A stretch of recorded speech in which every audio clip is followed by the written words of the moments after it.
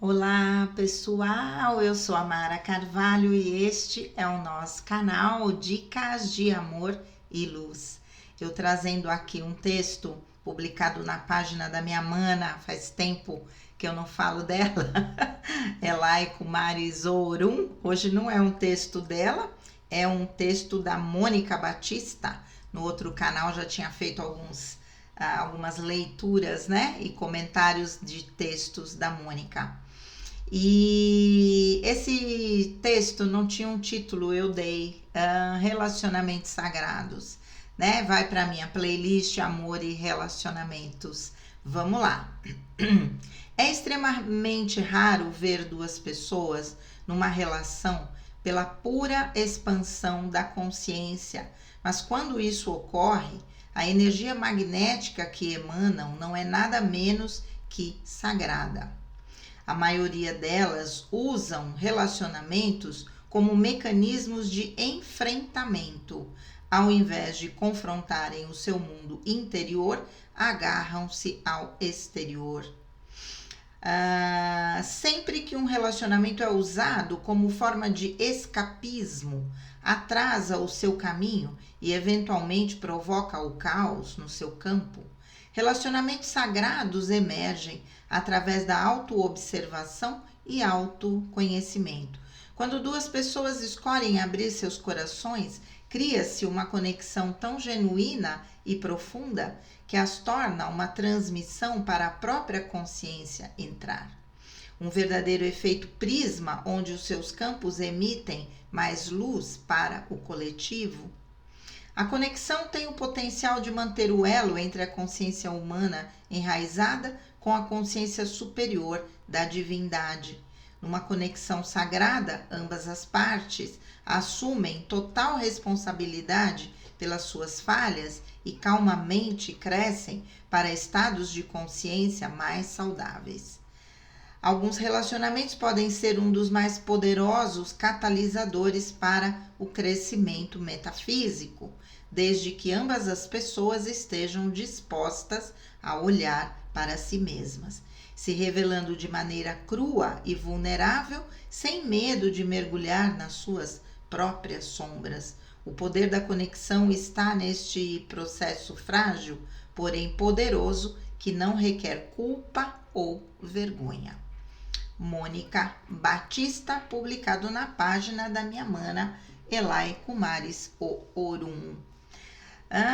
Gente, pois é, né? Aqui a gente pode dizer que existe um tipo de relacionamento, obviamente raríssimo, que tem essa função específica, que é o relacionamento entre chamas gêmeas. Que eu venho falando aí há algum tempo, né? Alguns vídeos falando sobre chamas gêmeas. Vamos lá. Aqui assim, né? É extremamente raro ver duas pessoas numa relação pela pura expansão da consciência, mas quando isso ocorre, a energia magnética que emanam não é nada menos que sagrada, né? Obviamente, as razões pelas quais a gente deveria se unir a alguém seria a expansão da consciência, a nossa evolução espiritual. Infelizmente, questões egóicas acabam sendo muitas vezes as que direcionam, né, o encontro e a permanência entre duas pessoas. Na verdade, também as questões kármicas, obviamente, né? Mas, mesmo nas questões kármicas, o objetivo é a expansão da consciência. Sair do ego, né? Desenvolver virtudes da quinta dimensão, como a gente fala aqui em todos os vídeos, né? Mas, infelizmente, não é isso que acontece. E ela coloca, né? A maioria delas usam relacionamentos como mecanismos de enfrentamento. Ao invés de confrontarem o seu mundo interior, agarram-se ao exterior, né? A palavrinha ou questionamento que eu trago em todo vídeo, dentro da abordagem junguiana, como psicóloga junguiana que sou, que é qual é a função que isso tem na minha vida, porque eu estou atraindo pessoas com essa questão, com esse tema na minha vida, o que é que eu preciso aprender. Então, num relacionamento a dois, obviamente, o tempo todo eu tenho que me perguntar qual é a função desta pessoa estar tendo esse comportamento comigo. O que é que eu preciso aprender? Aonde está a lição? Né?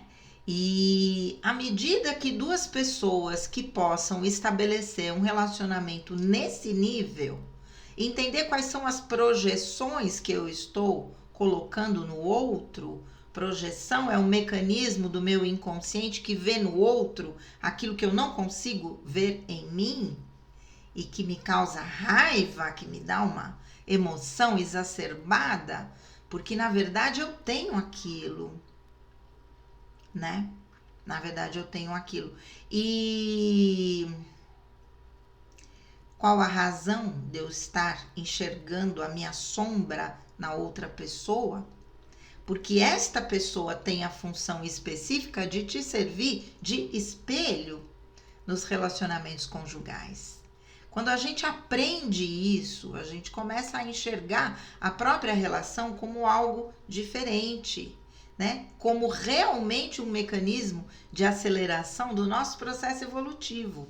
Também já falei isso várias vezes, né?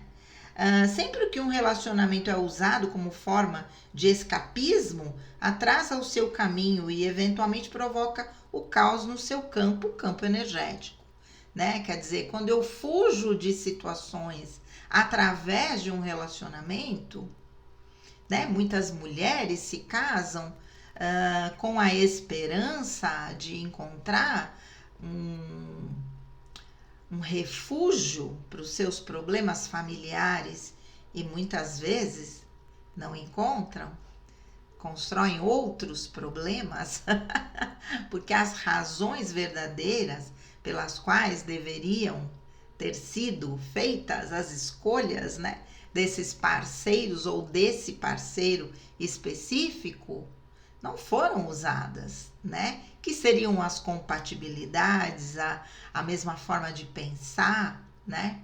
A capacidade de conversar, que é o que sobra no relacionamento no final de tudo, não é? Mas quando a gente se guia pelas questões do ego, pelo externo, pela beleza, pelo valor financeiro, muitas vezes, se eu não consigo crescer com o relacionamento, não vai ser produtivo do ponto de vista evolutivo, do ponto de vista espiritual. Ok. Um verdadeiro efeito prisma, onde os seus campos emitem mais luz para o coletivo. Aqui, voltando a falar do encontro entre chamas gêmeas, raríssimo, mas que tem acontecido muito nos últimos tempos, em função do compromisso que as chamas gêmeas têm de estabelecerem a emanação dessa energia sagrada de amor para o planeta, né? Infelizmente, na dinâmica das chamas gêmeas, como eu falei em outro vídeo, né, da corredora e da perseguidora, existe o livre-arbítrio de ambas as partes, quer dizer, existe o compromisso espiritual, mas se eu tenho uma das partes, no caso, a corredora, que corre, não abre de forma nenhuma, eu também tenho a opção de dizer, ok, nesta encarnação não vai dar, acho que vai ter que ser numa outra, se tiver, né? Então, é difícil quando você enfrenta esta situação, né? E acaba abrindo mão desse compromisso que foi criado lá no plano espiritual. Gente, um minutinho. Ai, desculpa, gente, que eu recebi uma mensagem que entrou aqui no WhatsApp e parecia a notícia do falecimento de alguém, mas não era. E aí eu fiquei preocupada. Mas vamos lá. voltando. Então, né, falando sobre a questão das chamas gêmeas, a corredora que corre, corre, corre e não permite a conexão, né? Ok. O livre-arbítrio é a lei maior do nosso plano terreno. Então, nem Deus interfere na questão do livre-arbítrio, ok, né? Fica para uma próxima. Se não tem como, fica para uma próxima. Mas assim, a conexão entre num relacionamento sagrado, não especificamente entre chamas gêmeas, mas podemos desenvolver relacionamentos sagrados com qualquer pessoa, em especial as nossas almas gêmeas, que são muitas, né? Então, quando a gente encontra, é muito bom e a gente pode desenvolver esse tipo de conexão sagrada, né? Como aqui, numa conexão sagrada, ambas as partes assumem total responsabilidade pelas suas falhas e calmamente crescem para estados de consciência mais saudáveis. É isso, esse é o objetivo. Alguns relacionamentos podem ser um dos mais poderosos catalisadores para o crescimento metafísico, desde que ambas as pessoas estejam dispostas a olhar para si mesmas, se revelando de maneira crua e vulnerável, sem medo de mergulhar nas suas próprias sombras. O poder da conexão está nesse processo frágil, porém poderoso, que não requer culpa ou vergonha. É isso aí. Eu acho que na medida que a gente tem a possibilidade de se mostrar de uma maneira vulnerável, de uma maneira transparente, com com as suas qualidades, mas também com as suas limitações, os seus defeitos, aquilo que você ainda precisa trabalhar em si, quando a outra pessoa está na mesma frequência, ela vai entender que essa expressão é, na verdade, a forma de compartilhar do crescimento evolutivo com a outra pessoa, não é? O que nós fazemos quando a gente se abre, que a gente coloca o coração à mostra com todas essas vulnerabilidades. Agora, algumas pessoas não entendem e fogem. Algumas pessoas se apresentam de uma tal forma e depois, né, como a gente já falou isso até, os próprios comportamentos não sustentam aquilo que é dito na teoria.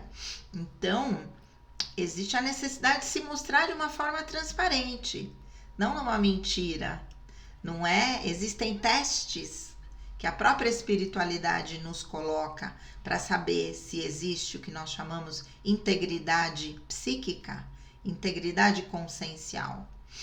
Muitas vezes parece, né? Muitas pessoas têm personagens muito bem estabelecidos, mas que ao primeiro teste sucumbem, não é? Então, é isso, né?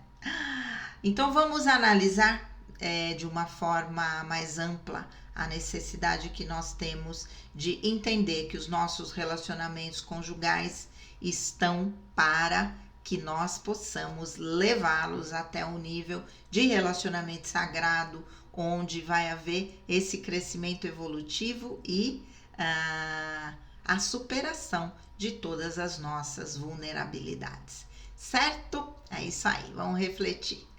Um grande beijo, fiquem com Deus e namastê!